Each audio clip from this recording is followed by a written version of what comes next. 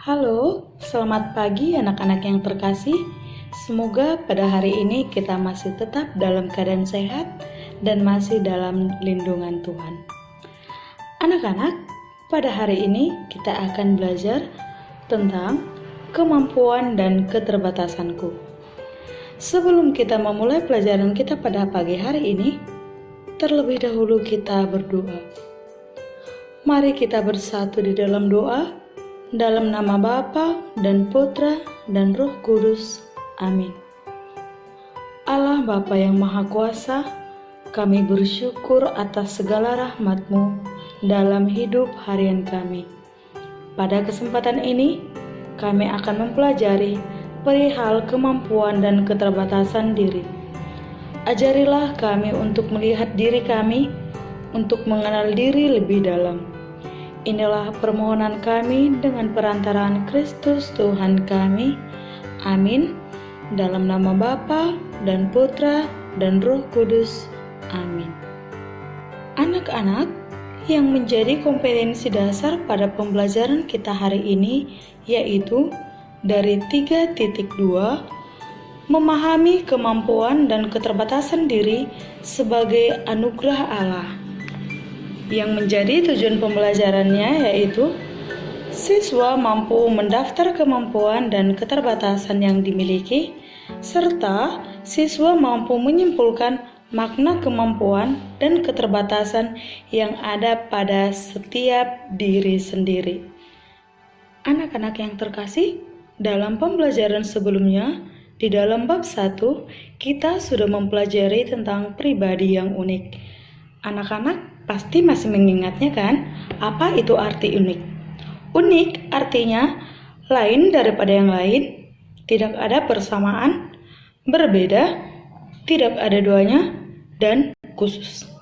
Nah, anak-anak, ada beberapa jenis keunikan, yaitu yang pertama, keunikan jasmani, keunikan sifat, keunikan kemampuan, dan keunikan pengalaman. Nah, mari kita bahas satu persatu dari jenis keunikan tersebut. Yang pertama, keunikan jasmani.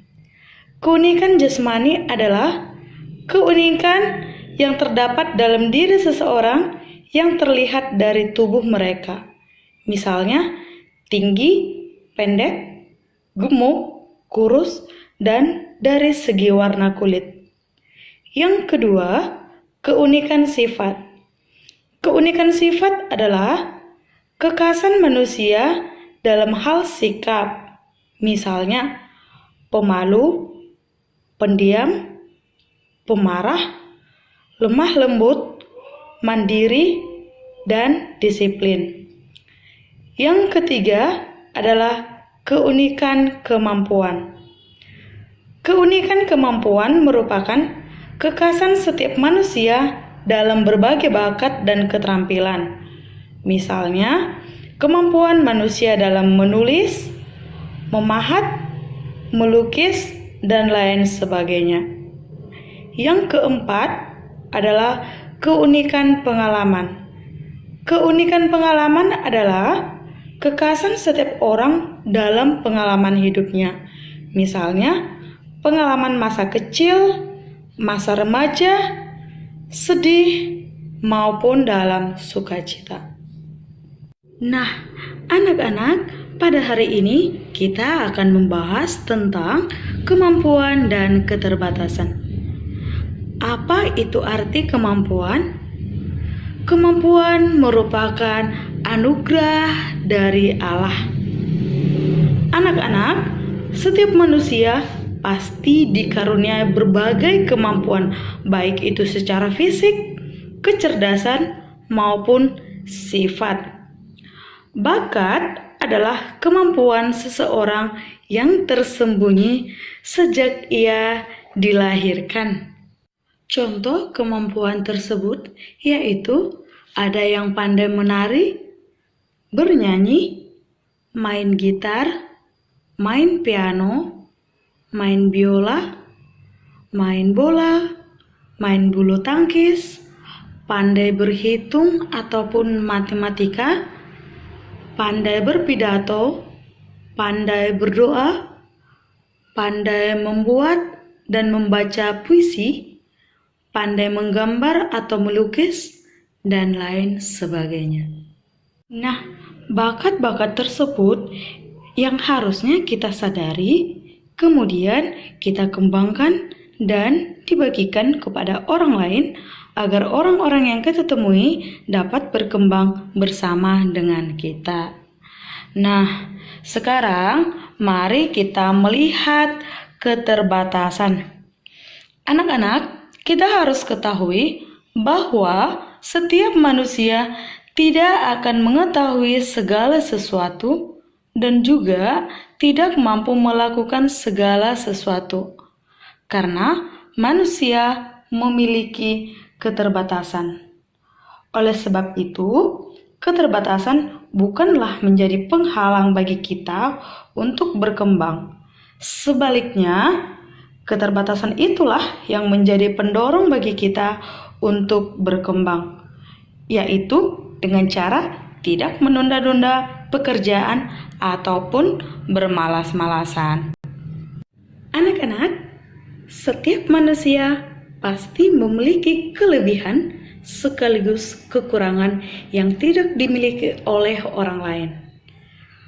Oleh karena itu, kelebihan merupakan anugerah dari Allah, sehingga setiap orang wajib untuk mengembangkannya demi kebahagiaan mereka dan demi kemuliaan Allah. Sikap yang paling penting dalam menghadapi kemampuan dan keterbatasan adalah sikap rendah hati.